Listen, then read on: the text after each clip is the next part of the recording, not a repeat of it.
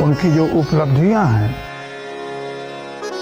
वो संख्या में भले ही कम हो पुस्तकें, लेकिन गुणवत्ता में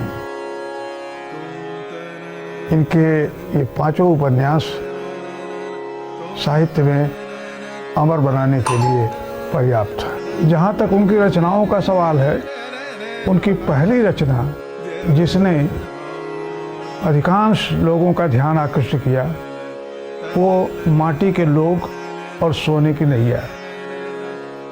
दरअसल आंचलिक उपन्यास शब्द ही ये चला है मिथिला से ही। फणीश्वरनाथ रेणु ने मैला आंचल नाम का उपन्यास 1954 के आसपास लिखा था। तो ग्रामांचलों के बारे में उपन्यास, वहीं की भाषा का मिला जुला रूप को लिखना, ये फणीश्वरनाथ रेणु ने शुरू किया था। उस क्रम में जो दूसरा महत्वपूर्ण उपन्यास आया, जिसका नाम ही माटी के लोग और सोने की नैया। फणीश्वरनाथ रेणु के यहाँ मैला आंचल तो था, लेकिन वो सोने की नैया नहीं थी।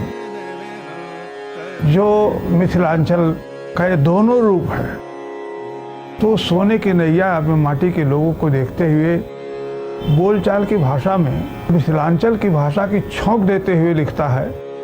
वो एक जानदार हिंदी थी। उसके बाद उन्हें अपनी प्राचीन परंपरा की ओर उनकी दृष्टि गई और उस परंपरा के जो उन्होंने मुख्यतः जो प्रथमम शैलपुत्री च, तो पार्वती के बारे में लिखना, शैलपुत्री की ओर ध्यान जाना स्वाभाविक ही है।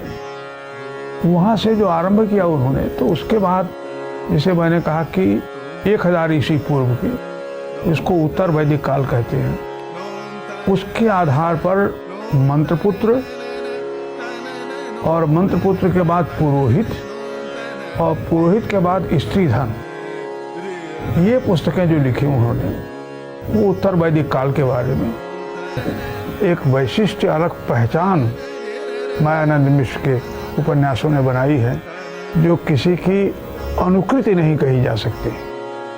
एक तरह से उपन्यास अपनी सामाजिक परिवर्तन की भूमिका भी निभाते हैं, हस्तक्षेप करते हैं। और किसी अच्छे बड़े साहित्यकार का उद्देश्य होता है कि वह जीवन का केवल अनुकरण करता नहीं होता, बल्कि जीवन को बदलता है, हस्तक्षेप करता है, नई दिशा देता है। और इसी दृष्टि से किसी लेखक का महत्व आंका जाता है।